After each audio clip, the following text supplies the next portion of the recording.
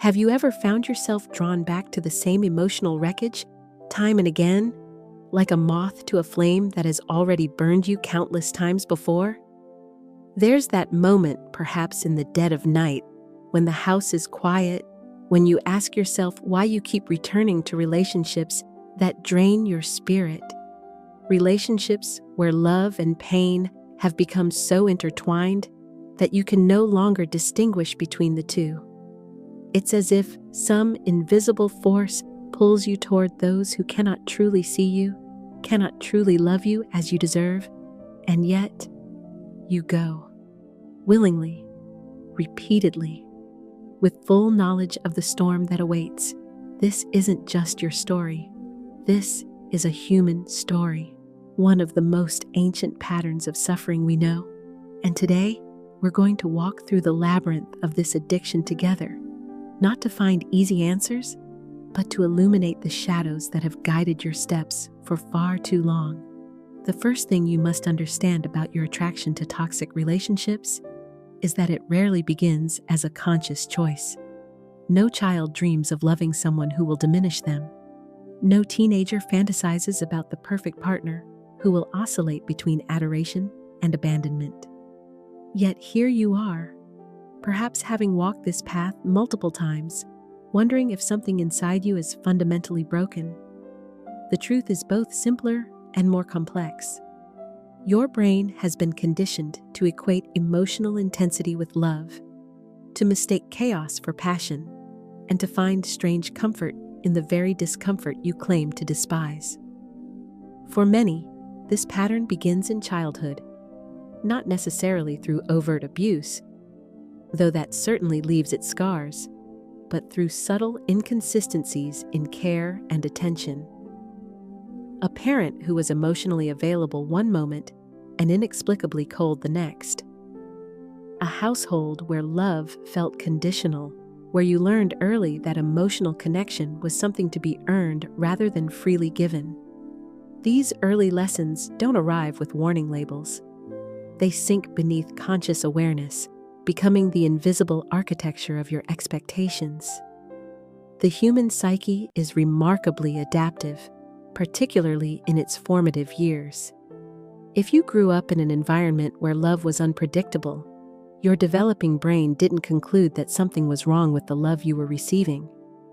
Instead, it concluded that this unpredictability was what love actually is. That the anxiety of waiting for affection, the relief when it finally arrives, and the walking on eggshells to maintain it, this emotional roller coaster became your definition of attachment, of mattering to someone. What makes this pattern so insidious is how it disguises itself as familiarity. When you meet someone who treats you with consistent kindness and steady affection, something deep within you may register this as boring, as lacking the emotional intensity you've come to associate with meaningful connection. Conversely, when you encounter someone who triggers that old dance of approach and withdrawal, something in you awakens not love, but recognition. Your body remembers this rhythm.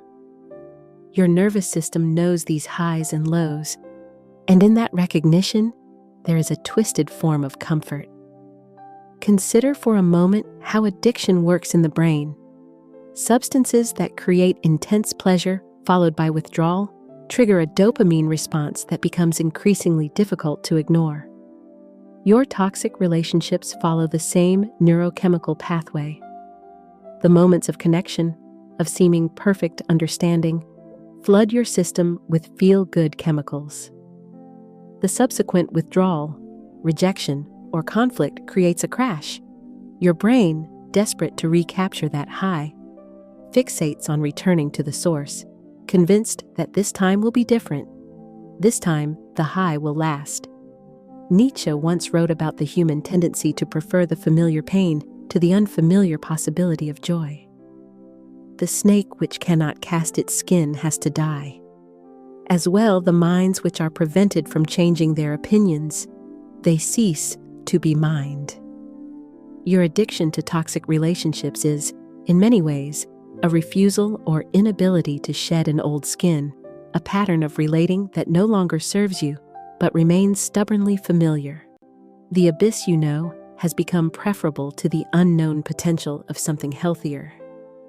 What would it mean to acknowledge that what you've been calling love has actually been a series of trauma bonds? That the intensity you've mistaken for passion is actually your nervous system in a state of hyperarousal, perpetually scanning for threats, perpetually preparing for the next emotional abandonment? There is profound grief in this realization. The grief of recognizing that what you thought was love was actually your psyche recreating old wounds in the desperate hope of finally healing them. In the quiet moments between relationships, have you noticed how uncomfortable peace becomes? How the absence of chaos creates its own anxiety? This, too, is part of the addiction, the way your system has adapted to a certain level of emotional turbulence, making calm feel not like relief, but like something essential missing. Just as the body of a long-term smoker protests when denied nicotine, your emotional system protests when denied the familiar cycle of hope, hurt, and reconciliation. The first step toward any meaningful change is not action, but awareness, seeing clearly what has remained invisible. Your attraction to toxic relationships isn't a character flaw or a moral failing. It's the adaptive response that once protected you, but now imprisons you. And like any prison built from within, its walls can only be dismantled once you fully recognize their existence, their structure, and the ways they've both sheltered and confined you. Beneath the surface of every toxic relationship lies an unconscious contract, unwritten, unspoken, but binding nonetheless. You enter these relationships not just with your conscious desires for connection and love, but with a shadow agenda, the deep, often unacknowledged hope that this person will finally provide what was missing in your formative attachments. Perhaps you believe, in some unexamined corner of your heart, that if you can make this difficult person love you, you will retroactively heal the wounds of your past. Carl Jung spoke of the shadow, those disowned parts of ourselves that we often project onto others or play out in our relationships. Your attraction to toxic partners may be a manifestation of this shadow work, an unconscious attempt to confront and integrate the unresolved aspects of your own psyche. The partner who triggers your deepest insecurities becomes, paradoxically, the one who seems most essential to your sense of wholeness. They become the externalized battlefield where your internal war rages on. There is a particular kind of hope that fuels toxic attachments, not the bright, expansive hope of new possibilities, but the desperate, constricted hope that this time the story will end differently. That this time your love will be enough to transform the other person. That this time your patience, your understanding, your willingness to endure will finally earn you the consistent love you've always craved. It's a hope born not of evidence, but of need, and it keeps you tethered to relationships long after they've revealed their true nature. The painful irony is that you often choose partners who confirm your deepest fears about yourself. If you secretly believe you're unworthy of love, you'll be drawn to someone who treats you as though you are. If you doubt your own value, you'll find yourself attached to someone who questions it regularly. These relationships don't contradict your core wounds, they reinforce them. And in that reinforcement, there is a dark comfort. The comfort of having your worst suspicions about yourself confirmed, of having the uncertainty resolved, even if the resolution is painful. Kierkegaard wrote of despair as the sickness unto death, a state of being disconnected from one's true self. In toxic relationships, this despair often manifests as a willingness to contort yourself to fit the shifting expectations of another, to abandon your own needs, boundaries, and even values in pursuit of approval that never fully arrives. You become a stranger to yourself, measuring your worth through the inconsistent metrics of someone equally lost, equally wounded. Consider the moments after conflict in these relationships, the relief that floods your system when tension breaks, when the cold silence ends, when affection returns after withdrawal. This cycle of tension and release creates a biochemical dependency. The reconciliation triggers a flood of oxytocin, the bonding hormone, creating an almost euphoric sense of reconnection. Your brain begins to associate the pain of conflict with the pleasure of making up, strengthening the addictive cycle with each repetition. What makes this pattern particularly difficult to break is how it masquerades as depth. The emotional intensity, the dramatic conflicts and reconciliations, the sense of weathering storms together, all of this can feel like profound intimacy. You may tell yourself that your relationship is simply more passionate, more real than the seemingly placid connections others enjoy. But there is a vast difference between intensity and intimacy. True intimacy grows in the soil of safety, not in the rocky ground of perpetual uncertainty. Have you noticed how these relationships tend to isolate you? How friends and family who once formed your support network gradually fade from your life, concerned but eventually exhausted by witnessing your suffering? This isolation isn't accidental. It's a feature of the toxic dynamic, ensuring that your emotional investment remains concentrated on the relationship, that your reality remains defined by this singular, all-consuming connection. The world narrows until all that matters is the next moment of connection, the next chance at validation. The unconscious contract at the heart of toxic attachment contains a profound contradiction. You seek in another person what can only be generated from within. The approval, the sense of worthiness, the consistent love you crave. These are not commodities that can be extracted from another person, particularly not from someone who struggles to provide them even to themselves. This is perhaps the most painful truth to confront, that what you've been seeking outside yourself has always been your responsibility to cultivate within. There comes a moment in the cycle of toxic attachment when dissonance begins to break through the carefully maintained illusions. Perhaps it arrives in the hollow aftermath of another argument that follows the same script as countless others before it. Perhaps it emerges in the quiet hours when you lie awake, rehearsing what you might say or do to prevent the next withdrawal of affection. This dissonance, this growing awareness that something is fundamentally wrong, is not your enemy, but the first messenger of potential liberation. Viktor Frankl, who survived the Nazi concentration camps, wrote that, "Between stimulus and response, there is a space. In that space is our power to choose our response." Your awakening begins in that space.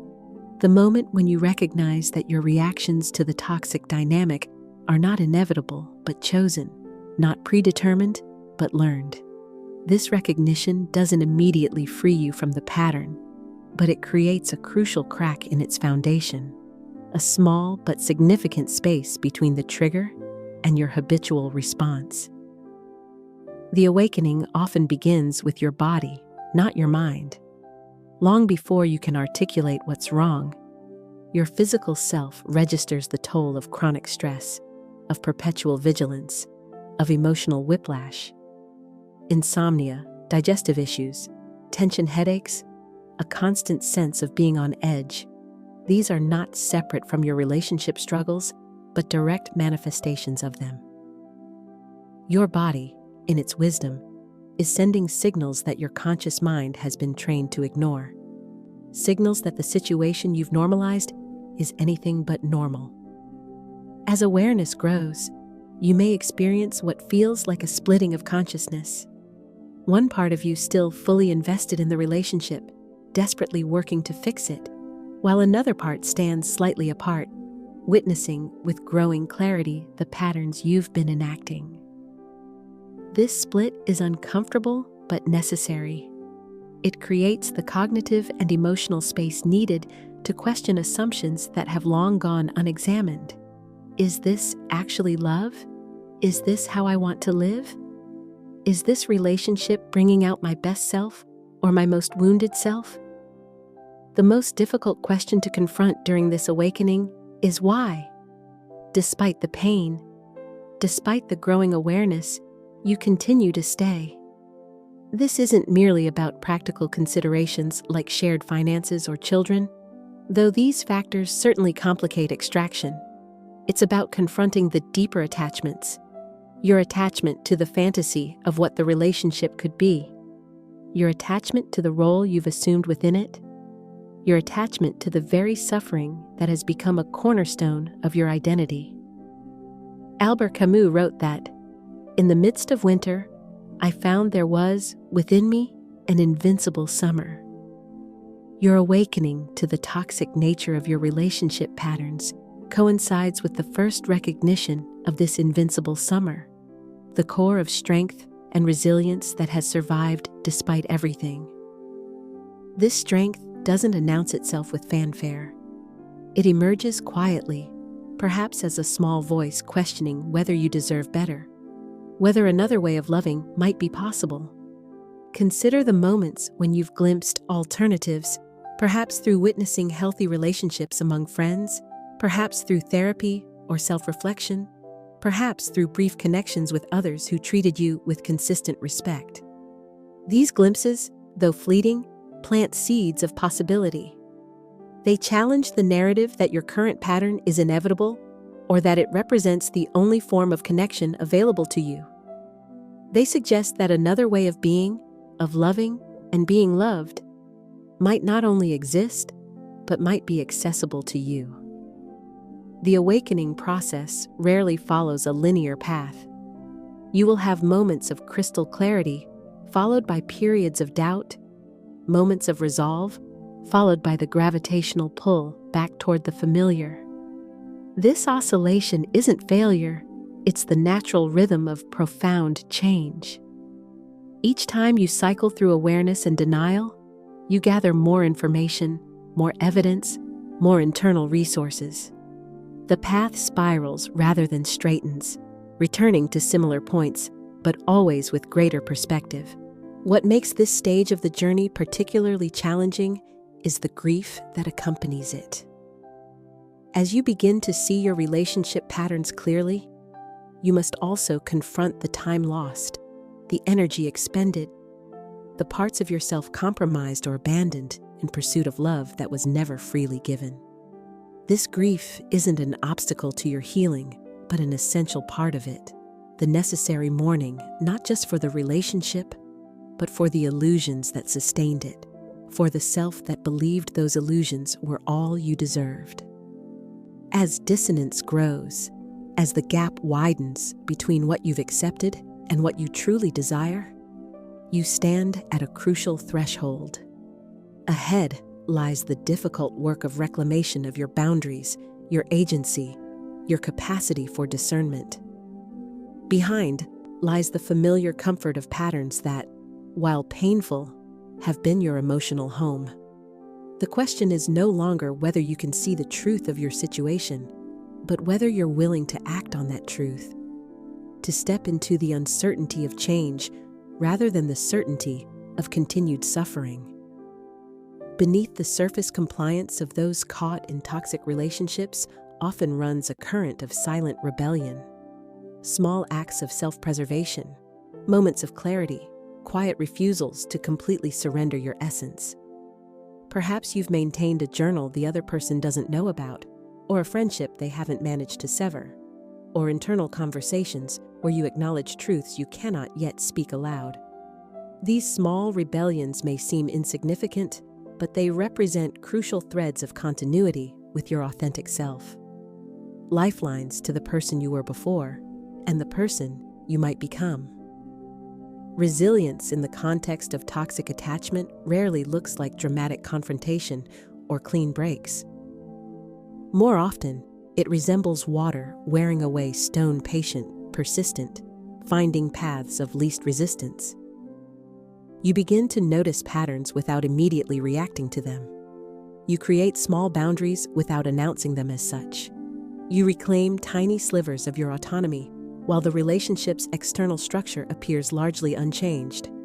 This isn't cowardice or compromise, it's strategic reclamation, the slow gathering of internal resources needed for more substantial change.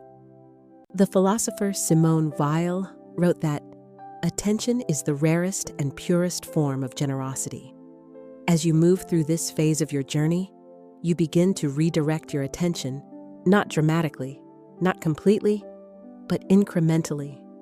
Where once all your emotional focus was trained on the other person, their moods, their needs, their approval, you start to notice your own internal weather, your own needs, your own standards for how you wish to be treated.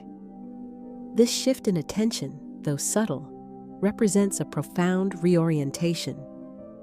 One of the most powerful forms of rebellion against toxic patterns is the reclamation of your narrative. For too long, your story has been told through the distorted lens of the relationship.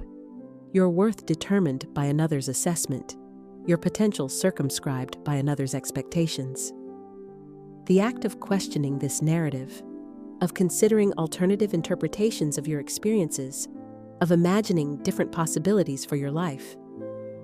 This constitutes a fundamental act of liberation, even if it occurs only in the privacy of your own mind. As your awareness expands, you may notice how the toxic dynamic has shaped not just your relationship, but your entire orientation to the world. Perhaps you've become hypervigilant, constantly scanning for signs of disapproval. Perhaps you've learned to make yourself small, to minimize your needs and desires to avoid conflict. These adaptations served a purpose within the relationship, but they exact a heavy cost on your connection to yourself and others. Recognizing these patterns is the first step toward choosing whether to continue employing them. What does it mean to reclaim your dignity in the context of a relationship that has often denied it? It means remembering, despite all evidence to the contrary, that you remain the ultimate authority on your own experience.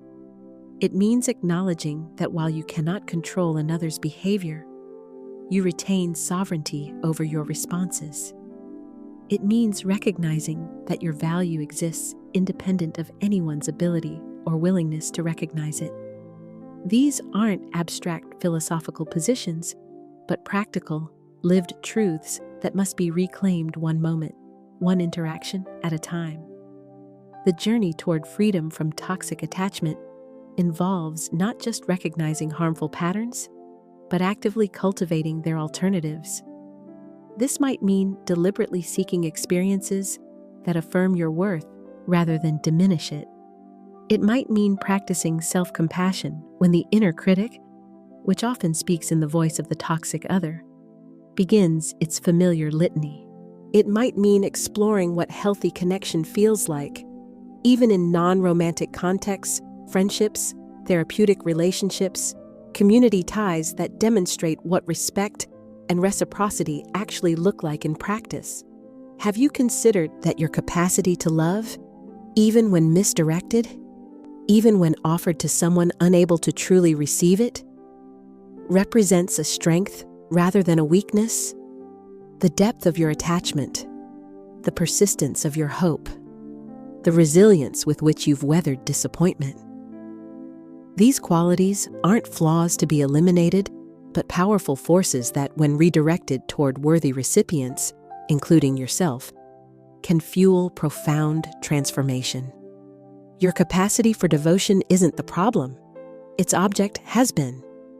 As you continue this silent rebellion, this gradual reclamation of self, you may experience what feels like a deepening solitude.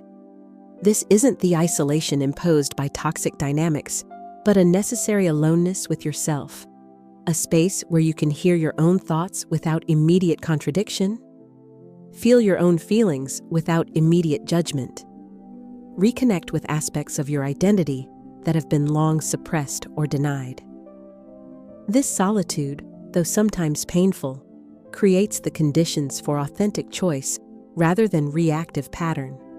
Rebirth from the ashes of toxic attachment doesn't announce itself with trumpets or sudden epiphanies. It emerges in ordinary moments. The day you notice you're no longer monitoring another's mood before speaking your mind. The morning you wake without immediately checking for signs of approval or disapproval. The afternoon you make a decision based solely on your own desires rather than anticipated reactions. These moments may seem unremarkable, but they represent profound shifts in your relationship to yourself and others. The path forward isn't about becoming someone new, but about remembering who you were before the toxic patterns took hold, and then recognizing how your experiences, even the painful ones, have deepened and expanded that original self. This isn't about returning to innocence, but about moving toward wisdom, toward a more complex understanding of human connection that acknowledges both its potential for harm and its capacity for healing. You aren't starting from scratch. You're continuing a journey with greater awareness of the terrain. As you disentangle yourself from toxic patterns, whether by leaving the relationship entirely or by fundamentally changing your participation within it, you'll encounter resistance not just from others, but from within. Parts of you have organized around these patterns, have learned to navigate them, have developed identities in relation to them. These parts may protest their obsolescence, may question whether change is possible or even desirable. Acknowledging these internal voices without being governed by them becomes an essential practice in your rebirth. Camus wrote that, "In the depth of winter, I finally learned that within me there lay an invincible summer." Your rebirth is the gradual discovery of this invincible summer, not as an abstract concept, but as a lived reality. It's the recognition that beneath the adaptations, beneath the compromises, beneath the carefully constructed persona that navigated the toxic dynamic, there remains an essential self that has never been fully extinguished, that has waited patiently for the conditions that would allow its expression. The most profound shift occurs not in how you relate to others, but in how you relate to yourself. Where once you might have met your own vulnerability with judgment, you begin to approach it with curiosity and compassion.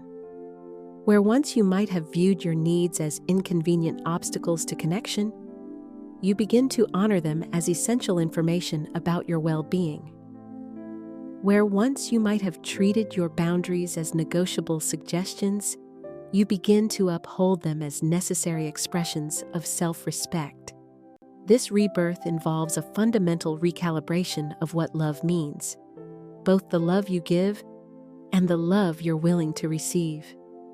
You begin to understand that love isn't measured by its intensity, but by its consistency, not by the drama it generates, but by the safety it creates, not by its demands, but by its generosity. This understanding doesn't develop through intellectual grasp alone, but through embodied experience through relationships, romantic and otherwise, that demonstrate healthier patterns of attachment, that show, rather than tell, what mutual respect actually feels like. As your definition of love evolves, so too does your relationship to pain. The suffering that once seemed an inevitable component of connection, the anxiety, the hypervigilance, the emotional whiplash begins to lose its grip on your imagination. You start to recognize these sensations not as evidence of passion, but as warning signs, not as the price of admission to intimacy, but as indicators that something is fundamentally misaligned. This doesn't mean you expect relationships without conflict or challenge, but that you no longer confuse distress with depth. The question that often emerges at this stage is whether you can trust yourself again, trust your attractions, your judgments, your sense of what's healthy and what's harmful. This trust isn't rebuilt through perfect choices, but through a commitment to consciousness, to staying awake even when it would be easier to slip back into familiar patterns. It's rebuilt through self-forgiveness when you do slip, through the recognition that healing isn't linear but cyclical, through the willingness to learn from rather than punish yourself for the inevitable missteps along the way. What awaits on the other side of toxic attachment isn't perfect happiness or freedom from all relational challenges. What awaits is something both more modest and more profound: the capacity to remain present with yourself through whatever arises, to maintain connection to your own truth even in the face of others' expectations or demands, to recognize red flags not in retrospect but in real time, to choose consciously rather than react habitually. This capacity, this hard-won wisdom, becomes not just the foundation for healthier relationships with others, but for a fundamentally different relationship with yourself.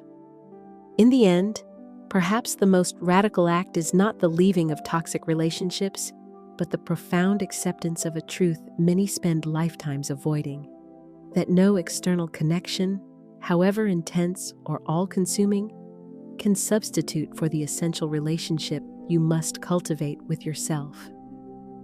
The addiction to toxic patterns reveals not some fundamental flaw in your capacity to love, but a misdirection of that capacity, an attempt to find outside yourself what can only be generated from within. The journey through this addiction and towards something healthier isn't about becoming worthy of better treatment. It's about recognizing that you always were.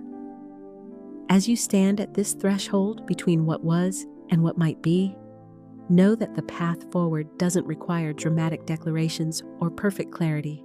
It requires only the next small step taken with awareness, the next moment lived with a bit more authenticity than the last, the next choice made from connection to your deeper wisdom rather than your familiar fears. The light you've been seeking in others has always lived within you, sometimes dimmed by circumstance, but never extinguished. And it is by this light, quiet, but persistent, humble, but profound, that you will find your way home to yourself, one conscious breath, one honest moment, one courageous choice at a time.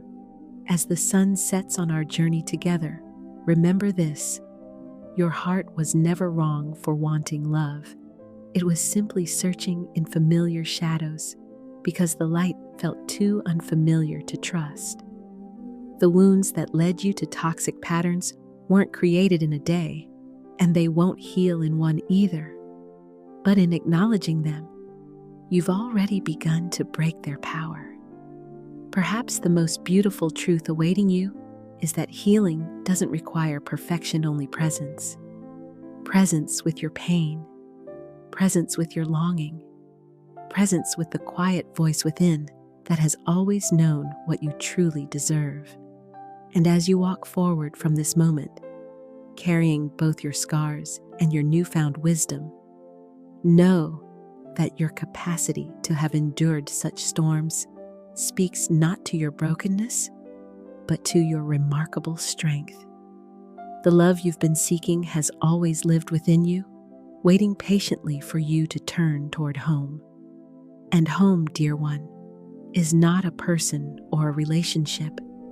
It is the quiet certainty that no matter what comes, you will never again abandon yourself.